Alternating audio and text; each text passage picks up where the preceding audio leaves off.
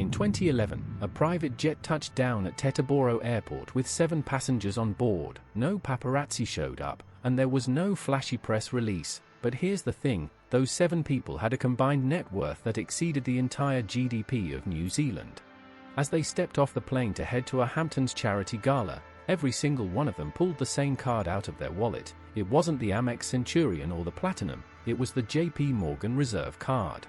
A slab of palladium and gold so exclusive that JP Morgan doesn't even acknowledge it exists on their website.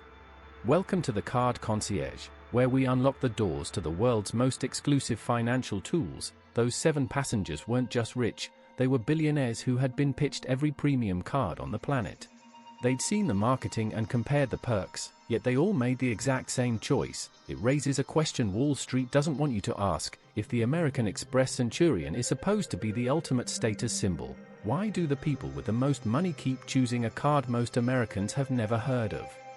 To find the answer, we have to look back at 2002. American Express was at the top of the world. The Centurion card, which launched in 1999, had become a massive cultural phenomenon. They made it out of anodized titanium because regular titanium just wasn't enough. It cost $5,000 a year just to hold it, plus a $7,500 initiation fee just to be considered.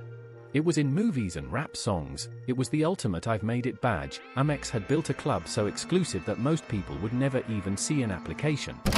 But while Amex was making noise, a different conversation was happening in the mahogany-lined offices of JP Morgan Private Bank. They'd been managing money for families like the Rockefellers and Vanderbilt since 1871. They knew something Amex was still figuring out. Real wealth doesn't announce itself, real wealth whispers. JP Morgan launched the Reserve card in 2009 with zero advertising. No Super Bowl ads and no celebrity faces.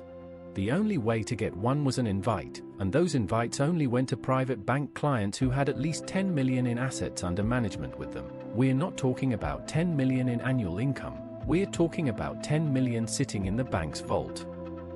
This wasn't a credit card company trying to find rich people, it was a wealth management titan monetizing the elite clients they already had. The card itself is forged from 23 grams of palladium and gold, but let's be real. The metal is just theater, the real value is the life it promises. We're talking about a concierge team that knows what you want before you do, access to private airport lounges that put first class to shame, and complimentary companion tickets on private jets, the game changer, automatic enrollment in every major airline and hotel elite status program without ever having to fly a mile or stay a night. While Amex offered great perks, JP Morgan offered a totally different lifestyle. When the 2008 financial crisis hit and billionaires saw their fortunes evaporate, JP Morgan came out on top. They'd moved their elite private bank clients into safer assets before the crash. Because when you manage 10 million for someone, you don't just give them a fancy card, you protect their wealth. The numbers tell the real story. The average Amex Centurion holder spent about $300,000 to $400,000 a year. That's impressive.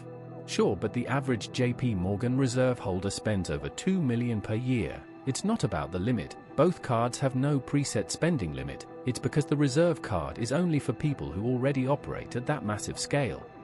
By 2015, Amex started feeling the heat. They were losing their highest value customers to a card most people had never seen. Amex tried to fight back with new tiers and rumored levels for million-dollar spenders, but they were losing the battle.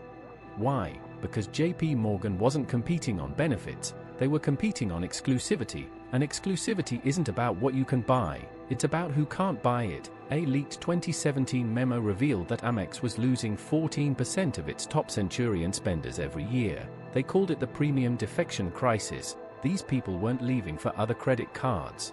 They were moving to firms like JP Morgan or Goldman Sachs that offered integrated financial services. The card was just one small piece of a much bigger relationship. Here is why the Reserve card is basically untouchable. When you pay millions in wealth management fees, your card benefits are already subsidized. JP Morgan makes money whether you use the card or not. That means they can offer crazy perks that would bankrupt a normal credit card company. Think unlimited airport lounge access for you and up to 10 guests, or a concierge team with a response time under 4 minutes. They even offer automatic reimbursement for up to $500,000 in unauthorized charges with zero paperwork. Amex offers fraud protection, but JP Morgan offers wealth protection. In the 21st century, luxury has changed. It's no longer just about the big house or the fast car. Real luxury is about access to time, privacy, and solutions before problems even start. The Reserve card is expensive, and the opportunity cost of keeping 10 million with one manager is huge. But for these people, the card is a signal. It says, "I am managed by JP Morgan." It means their wealth has been vetted and protected by one of the most powerful banks in history. Amex built a product and hoped the wealthy would come. JP Morgan built an empire and gave their clients a trophy. Today, there are fewer than 10,000 JP Morgan Reserve cards in the world. Compare that to the estimated 100,000 Centurion cards out there. One is 10 times rarer than the other. In this world, rarity isn't just a feature, it's the entire point. At this level, products stop being products and start being relationships. So the real question isn't which card has the better points program.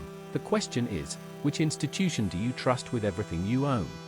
For those 7 people on that private jet back in 2011, the choice was already made. But what about you? If you had the 10 million, would you choose the whispered exclusivity of the Reserve or the iconic status of the Centurion? If you want to master the game of credit and luxury travel, hit that subscribe button. Master the game and keep the world guessing.